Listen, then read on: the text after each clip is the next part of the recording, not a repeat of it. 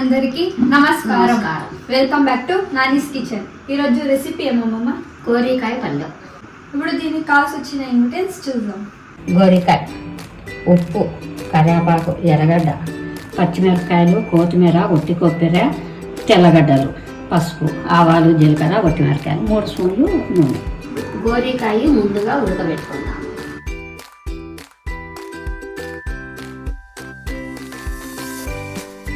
Glass నీళ్ళు వేసుకొని ఉప్పు వేసుకోవాలి.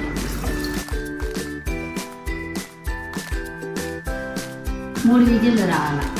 పచ్చిమిరపకాయలు, ఉప్పు, ఒట్టి కొబ్బరి, కొత్తిమీర, తెల్లవాయి, మిర్చికి వేసుకోవాలి.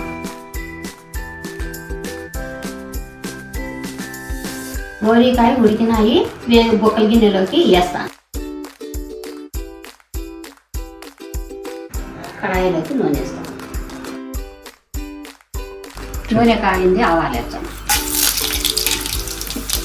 కరివేపాకు, ఎర్రగడ్డలు వేగినాయి. ఎర్రగడ్డలు వేగినాయి, పచ్చిమిరపకాయలు తొక్కు వేస్తాను. పసుపు కొంచెం. పచ్చిమిరపకాయలు తొక్కు అయింది, గోరికాయ వేస్తాను. ఇది మగ్గేంత వరకు ఒక 10 నిమిషాలు వేయాలి. గోరికాయ పళ్ళెం రెడీ అయింది. రొట్టెకి తయారయ్యే విధానం చూసుకుందాం. ఇది జొన్న రొట్టెకు జొన్న పిండి తీసుకుని 1 కప్పు పిండికి 1.5 గ్లాసు ఉడుకు నీళ్ళు కలుపుకుంటాను. ఇవి కాంచుకున్నా. పిండికి నీళ్ళు వేసుకొని మిక్స్ చేసుకోండి. తగినన్ని నీళ్ళు వేసుకోండి. కింద జొన్న పిండి వేసి రొట్టె కట్టాలి.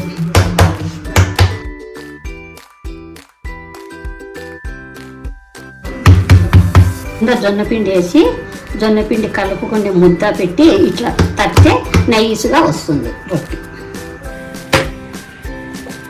మీద తేమ ఇట్లా పట్టియాలి. రొట్టె మీద బాగుంటుంది. తేమ పట్టించినాక రొట్టె ఇట్లా తిరిగేయాలి.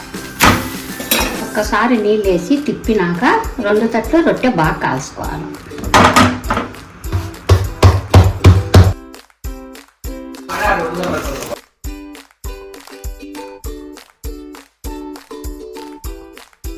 ఇప్పుడు జొన్న రొట్టె మళ్ళీ గోరికాయ పళ్ళెం రెడీ అయ్యింది. దీన్ని టేస్ట్ చూసి ఎలా ఉందని చెప్తాం.